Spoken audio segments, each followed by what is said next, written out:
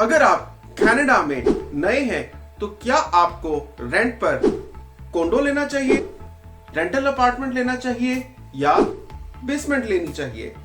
नाजरीन, आज की इस वीडियो में मैं आपके साथ सारे ऑप्शंस शेयर करूंगा, आपको पूरी मालूमात दे दूंगा ताकि आप जब कनाडा आएंगे तो आपको ठीक ठीक पता हो कि अपार्टमेंट रेंटल में आपके कितने पैसे जाने वाले हैं।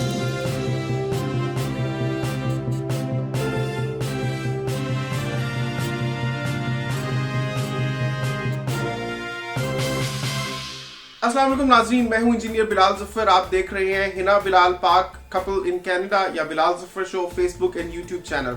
नाजरीन, जब न्यू इमिग्रेंट्स कनाडा आते हैं तो सबसे पहले डिसीजंस में से एक जो उन्होंने लेना होता है वो ये होता है कि वो रहे कहां पर। अच्छा, जो ऑप्शंस हैं वो मैं आपको बता देता हूं। उसमें एक तो डिटैच्ड हाउसेस हैं, फिर बेसमेंट्स हैं, फिर कॉन्डोज हैं और फिर रेंटल अपार्टमेंट्स हैं। डेफिनेटली अगर आपकी बहुत बड़ी फैमिली है तो फिर आपको डिटैच्ड हाउस ही सूट करेगा या पूरे का पूरा घर ही अगर आप रेंट पर लेंगे तो वो सूट करेगा।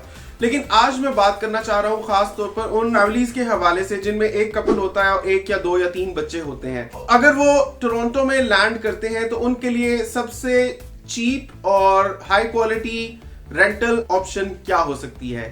सारी तफसीलात जानने के लिए वीडियो को एंड तक वॉच कीजिएगा और जल्दी से इस वीडियो को लाइक कर दीजिए। नाजरीन, जब आप कनाडा में लैंड करेंगे, चाहे आप टोरंटो में करें या आप किसी भी प्रोविंस या सिटी में करें, आपके पास तीन बुनियादी ऑप्शंस होंगी रेंट करने के लिए।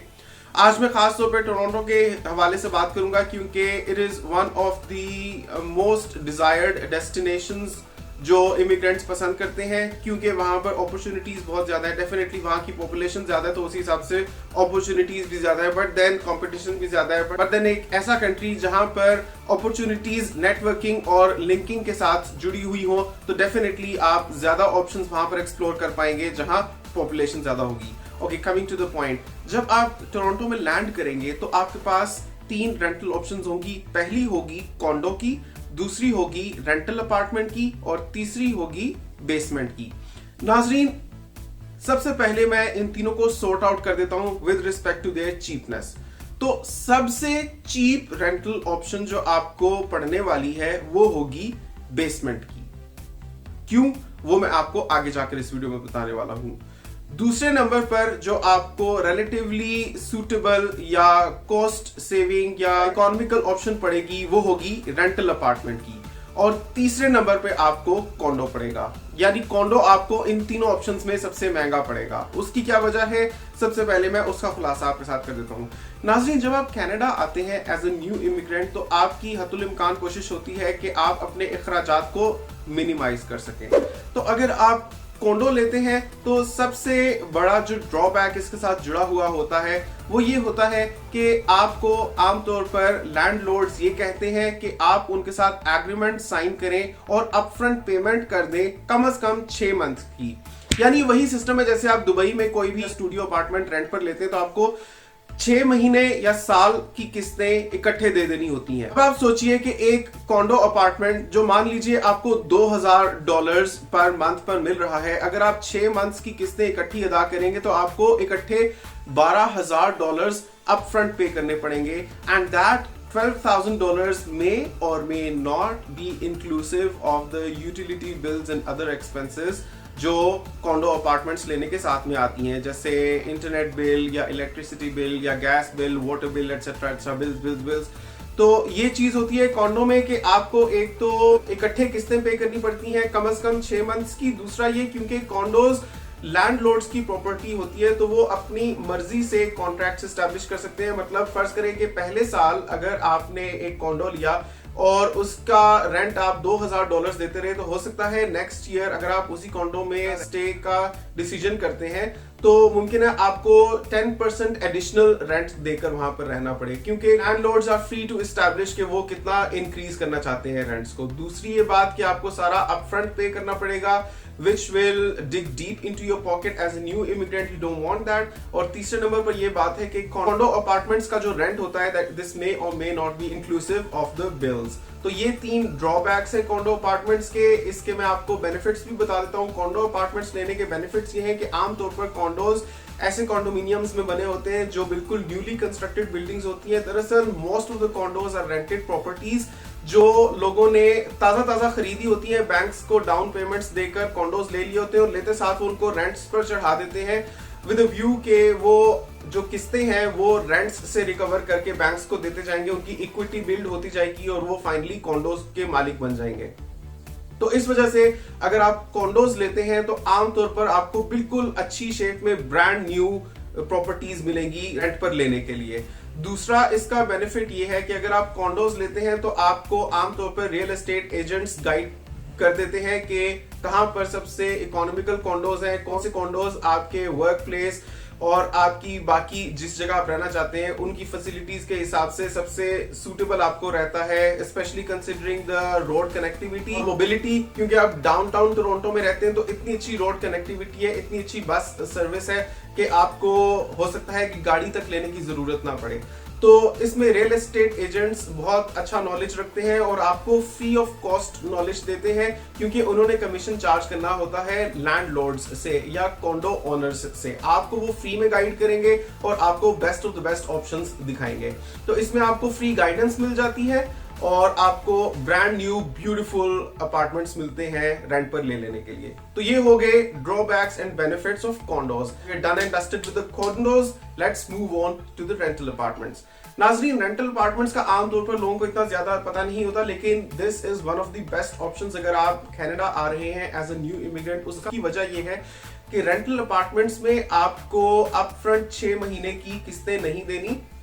रेंटल अपार्टमेंट्स में आपको उसी तरीके से रेंट देना होता है जैसे आप पाकिस्तान, इंडिया या नेपाल या श्रीलंका, जहां से भी आप कनाडा मूव कर रहे हैं वहां पर आपको अपनी प्रॉपर्टीज रेंट पर लेते हुए देखना होता है। जैसे शुरू में जब आप किसी भी घर में जाते हैं या कोई भी घर आप किराए पर लेते हैं तो आपको एक सिक्योरिटी पे करनी पड़ती है और एक आपको पहले मंथ का किराया पे करना पड़ता है। इसको आप ऐसे मान लीजिए कि कनाडा में अगर आप रेंटल अपार्टमेंट लेंगे रेंट पर तो आपको 2 किराए देने पड़ेंगे, एक फर्स्ट मंथ का और एक लास्ट मंथ का, और फिर मंथ बाय मंथ आप किराया देते जाते हैं और ये मेंशन होता है कॉन्ट्रैक्ट में कि कितना अरसा पहले आपने कंपनी को बताना है अगर आप वहां से मूव आउट करना चाहते हैं।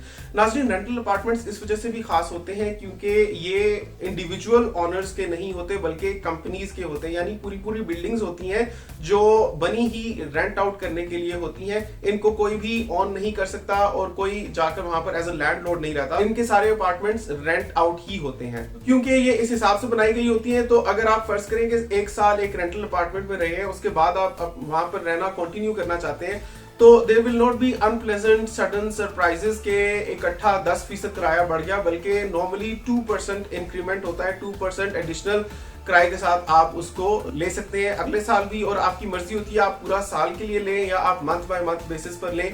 और ये न्यू इमिग्रेंट्स को बहुत सूट करता है क्योंकि वो वर्क अपॉर्चुनिटीज एक्सप्लोर कर रहे होते हैं, तो उनको शुरू में तो पता नहीं होता कि उनको कहाँ रहना चाहिए। जहां पर जॉब मिलेगी वहीं पर इवेंचुअली उनको रहना होता है और जॉब मिलते मिलते वक्त लगता है। इस वजह से मैं आपको सजेस्ट करूंगा कि कॉन्डो, अगर आप नए इमिग्रेंट हैं, ताजा कनाडा में लैंड किए हैं, तो बिल्कुल भी ना लें, बल्कि you should go for rental apartment, क्योंकि वहां पर आप जब चाहेंगे उससे 1 महीना पहले या अकॉर्डिंग टू के क्या उसमें मुद्दत लिखी हुई है बताकर आप उसको छोड़कर नई जगह पर शिफ्ट कर सकते हैं।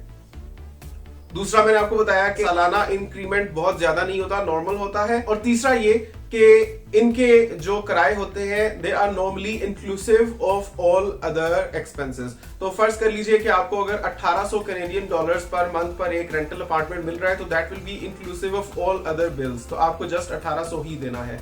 तो इसमें आपको बहुत ज्यादा फ्लेक्सिबिलिटी मिल जाती है, आपको लेवरेज मिल जाती है। इसका फ्लिप साइड ये हो सकता है कि rental apartments will not be as beautifully kept और maintained as condos might be maintained, because condos बिल्कुल ताजे बने होते हैं, लेकिन रेंटल अपार्टमेंट्स में आपसे पहले भी कोई रह रहा हुआ हो सकता है, तो इसकी रिपेयर एंड मेंटेनेंस चलती रहती है। उतनी अच्छी कंडीशन नहीं होगी जितनी ब्रांड न्यू कॉन्डोज की होती है, बट डेफिनेटली कनाडा के स्टैंडर्ड के हिसाब से बनाए जाते हैं, तो बहुत अच्छा ही आप एक्सपेक्ट कर सकते हैं। कम से कम आपके अपने कंट्रीज में जो आप स्टैंडर्ड देखते हैं उससे आप बेहतर ही एक्सपेक्ट कर सकते हैं। तीसरे नंबर पर हम बात करते हैं बेसमेंट्स की। अगर आप बेसमेंट लेते हैं उसका प्लस साइड ये है कि आपको वो चीपेस्ट रेंटल ऑप्शन मिलती है, यानी अगर एक कॉन्डो की जो स्पेस है आपको 2000 कैनेडियन डॉलर्स में मिल रही है, तो रेंटल अपार्टमेंट आपको 1800 में मिल जाएगा और बेसमेंट आपको 1600 कैनेडियन डॉलर्स या 1500 या 1400 समटाइम्स में भी मिल जाती है। तो ये बहुत ही ज्यादा चीप और इकोनॉमिकल पड़ता है। इसको भी आप बताए हुए मुद्दत में अगर आप नोटिफाई कर देते हैं लैंडलॉर्ड को तो उसके बाद आप छोड़ सकते हैं। इसकी डाउनसाइड ये है कि बेसमेंट में रहना समटाइम्स लोगों को इतना पसंद नहीं आता, क्योंकि उनको लगता है कि ऊपर ग्राउंड फ्लोर पर चलने वाले लोगों का शोर बहुत ज्यादा है, कदमों की चाप उनको सुनाई देती है, उनको पसंद नहीं आती। और दूसरे नंबर पर वो कहते हैं कि बेसमेंट में नेचुरल लाइट या सनलाइट इतनी ज्यादा नहीं होती, क्योंकि बहुत छोटी छोटी एयर स्पेसेस या विंडोज बनाई होती हैं, आपको काफी हद तक आर्टिफिशियल लाइटिंग पर डिपेंड करना पड़ता है। और बेसमेंट्स में आमतौर पर यह भी देखा गया है कि हो सकता है कि आपको लॉन्ड्री का सिस्टम लैंडलॉर्ड्स या ओनर्स के साथ शेयर करना पड़े, यानी जब मशीन्स फारिग होंगी तभी आप अपने कपड़े धो सकेंगे। लेकिन मैं समझता हूँ कि ये तीनों इस किस्म के मसाइल हैं कि अगर कोई टाइट बजट के साथ कनाडा आता है तो worrying about these will be last things on their list. लोगों की कोशिश होती है कि वो पैसा बचाएं किसी भी तरीके से ताकि अपने आप को वहां पर सर्वाइव कर सकें और फिर करते करते वहां पर एस्टैब्लिश हो जाते हैं। तो इस वजह से अगर आप फ्लेक्सिबल हैं और अगर आप स्ट्रॉन्ग हैं तो आपको बेसमेंट अपार्टमेंट्स बहुत सूट कर सकते हैं, because they will be the cheapest. Just like condos, basement apartments के लिए भी आपको बहुत अच्छे रियल्टर्स मिल जाएंगे जो आपको फ्री की एडवाइस देंगे और आपको बताएंगे कि आपके बजट के और आपके चोजन लोकेशन के हिसाब से बेस्ट बेसमेंट कौन सी आपको सूट करेगी। तो इस हिसाब से भी बेसमेंट गेट्स अनदर पॉइंट।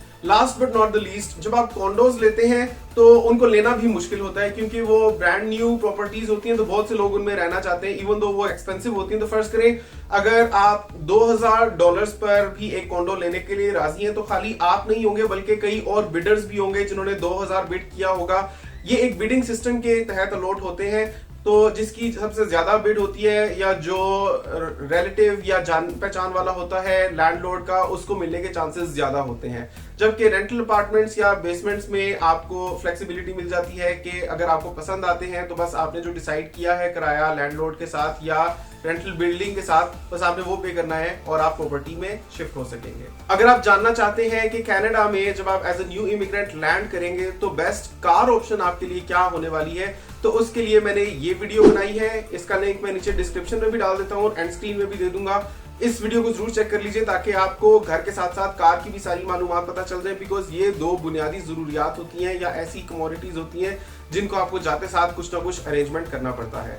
उम्मीद करता हूँ आज की वीडियो आपकी बहुत रहनुमाई करेगी। अगर आप as a new immigrant Canada जा रहे हैं मेरी तरह, मेरे चैनल को प्लीज सब्सक्राइब कर लीजिए, क्योंकि मैं अपनी पूरी फैमिली के समेत इंशाल्लाह जल्द ही कनाडा मूव करने वाला हूं और जब हम वहां जाएंगे तो हमारा वहां पर कोई भी नहीं है, तो आपके लिए देखना काफी दिलचस्प और मालूमाती रहेगा कि कैसे एक ऐसी फैमिली कनाडा जाकर एडजस्ट करती है, सेटल होती है पाकिस्तान से, जिसका वहां पर पहले से कोई भी नहीं है। इसीलिए आप मेरे चैनल को सब्सक्राइब कर लीजिए। मिलता हूं आपसे अगली वीडियो में, तब तक के लिए अल्लाह हाफिज।